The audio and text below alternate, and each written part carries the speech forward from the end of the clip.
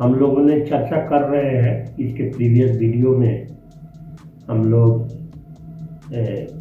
Types of hearing loss हम लोग देख रहे हैं, जिसमें साइट ऑफ लीजन के आधार पर हमने डिस्कस किए डिग्री ऑफ हियरिंग लॉस के।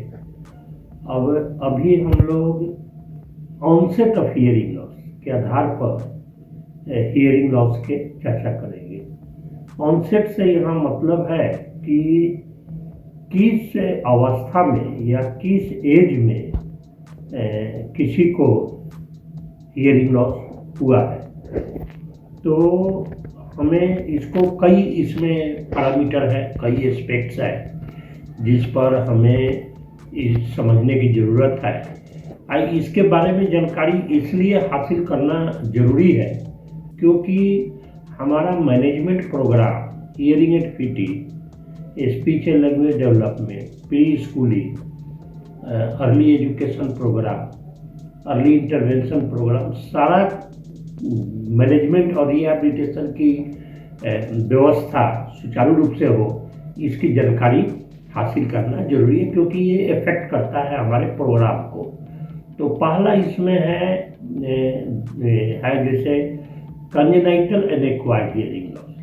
कंजेनाइटल हम जन्म के पूर्व अगर किसी माँ को कुछ ऐसी प्रॉब्लम हो गया जिसके कारण जब बच्चा माँ के गर्भ में है ड्यूरिंग प्रेगनेंसी, अब उस अवस्था में उसके जो sense organ of hearing, year का कोई भाग डैमेज हो गया जन्म के पूर्व ही, जिसके कारण हियरिंग लॉस हुआ, तो उसको हम लोग कंजेनाइटल हियरिंग लॉस कहते हैं या जन्म से हियरिंग लॉस कहते हैं। जन्म के बाद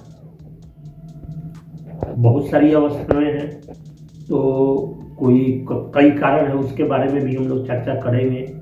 तो अगर जन्म के बाद से लेकर और बुढ़ापा तक अगर किसी को हियरिंग लॉस किसी कारण से होता है तो उसको हम लोग एक्वायर्ड हियरिंग लॉस कहते हैं। जैसे एडल्टहुड में हो सकता है या बच्चा स्कूल जा रहा है तब सडन कोई बीमार पड़ा, तो उसके कारण कई कारण होते हैं, चर्चा करेंगे हम लोग। तो ये अवस्था कौन सा एज में हियरिंग लॉस या बुढ़ापा में ड्यू टू एजिंग, उसको प्रेस्बाइकोसिस बोलते हैं या जेनेटिक हियरिंग लॉस बोलते हैं।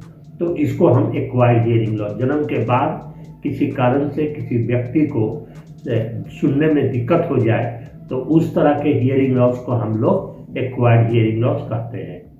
ये हो गई कंजेनाइटल एंड एक्वायर्ड। अब दूसरा एस्पेक्ट है कि उसको हम लोग डिस्क्राइब कर सकते हैं प्रीनेटल, नेटल एंड पोस्टनेटल।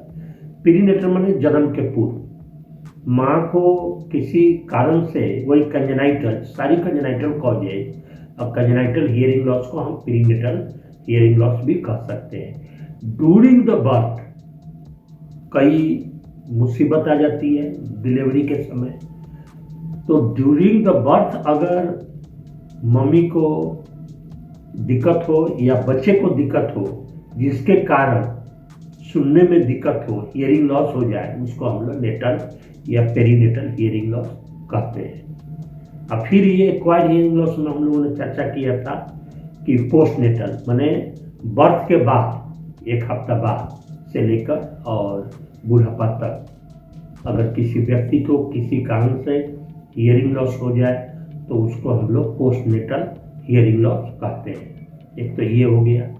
तीसरी एक इसमें है ऑनसेट ऑफ हियरिंग लॉस में कि हमारी जो लैंग्वेज और स्पीच का जो डेवलपमेंट है ये वन टाइम डेवलपमेंट नहीं है, ये ऑनगोइंग डेवलपमेंट होता है। जन्म के पूर्व से स्पीच एंड लैंग्वेज का डेवलपमेंट शुरू हो जाता है और धीरे धीरे 1 साल, 2 साल, 3 साल, 4 साल, 7 साल तक ये डेवलपमेंट चलता रहता है। 7 साल के बाद उसका adult like speech and language का डेवलपमेंट हो जाता है।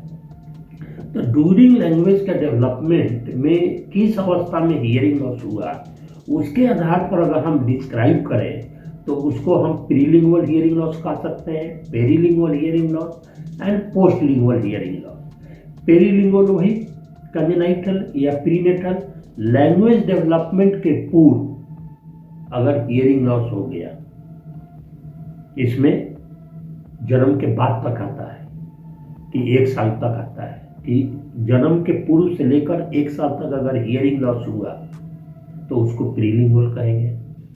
अब पेरीलिंगुअल, लिंगुअल क्या है कि ड्यूरिंग डेवलपमेंट 1 साल से लेकर 7 साल तक अगर किसी कारण से बच्चे का हियरिंग लॉस हुआ तो उसको हम लोग लिंगुअल हियरिंग लॉस कहेंगे या पेरीलिंगुअल हियरिंग लॉस कहेंगे। और 7 साल के बाद अगर किसी कारण से हियरिंग लॉस हो जाए तो उसको हम लोग पोस्ट लिंगुअल हियरिंग लॉस कहते हैं। इसके अलावा हमें थोड़ी एक और जो कंसेप्ट है, जैसे किसी को सडन हियरिंग लॉस या प्रोग्रेसिव हियरिंग लॉस भी होता है। बहुत सारा कारण है कि अचानक जैसे मेनिंजाइटिस हो गया या इंसेफेलाइटिस हो गया या बहुत सारा कॉजेज है जिसके कारण इमीडिएटली उसका इफेक्ट पड़ता है sense organ of hearing, cochlea या नर्व पर सडन हियरिंग लॉस हो सकता है। तो अगर किसी कारण से एकदम इमीडिएटली इफेक्ट पड़ जाए हियरिंग ऑर्गन पर, सुनने में दिक्कत हो अचानक, तो उसको सडन हियरिंग लॉस कहते हैं। बहुत सारा कॉजेज है जिसमें हियरिंग लॉस धीरे धीरे बहुत सारा हमारे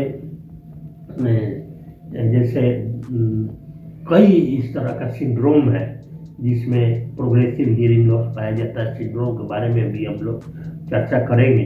तो उसमें धीरे धीरे आज मान लो माइल्ड हियरिंग लॉस है, धीरे धीरे मॉडरेट करते करते प्रोफाउंड तक जाता है। उसमें थोड़ा कठिनाई हो जाता है उसको मॉनिटर करना। तो ये हुआ हमारा ऑनसेट ऑफ हियरिंग लॉस के आधार पर ये वर्गीकरण हियरिंग लॉस का। आइए इसके बारे में जानकारी हासिल करेंगे तो हमें आइडेंटिफिकेशन करने में सुविधा होगा। और प्लस मैनेजमेंट प्रोग्राम, हमारा मैनेजमेंट चेंज हो जाता है। जैसे post lingual hearing loss, lingual hearing loss, pre lingual hearing loss. तो ये सब चीज़ें प्री लिंगुअल का अलग प्रोग्राम होगा, पोस्ट लिंगुअल का चूँकि लैंग्वेज स्पीच का डेवलपमेंट ऑलरेडी हो चुका है तो प्रोग्राम में हमारा चेंज हो जाएगा। जो बनाएंगे थेरेपी प्रोग्राम या मैनेजमेंट प्रोग्राम, तो इसकी जानकारी हासिल करना मदर फादर के लिए, अभिभावक के लिए, पेरेंट्स के लिए, जो हमारे स्पेशल एजुकेटर हैं, जो हमारे DHLS के हैं या थेरेपिस्ट हैं या जनरल पब्लिक है, उनको हासिल करना जरूरी है।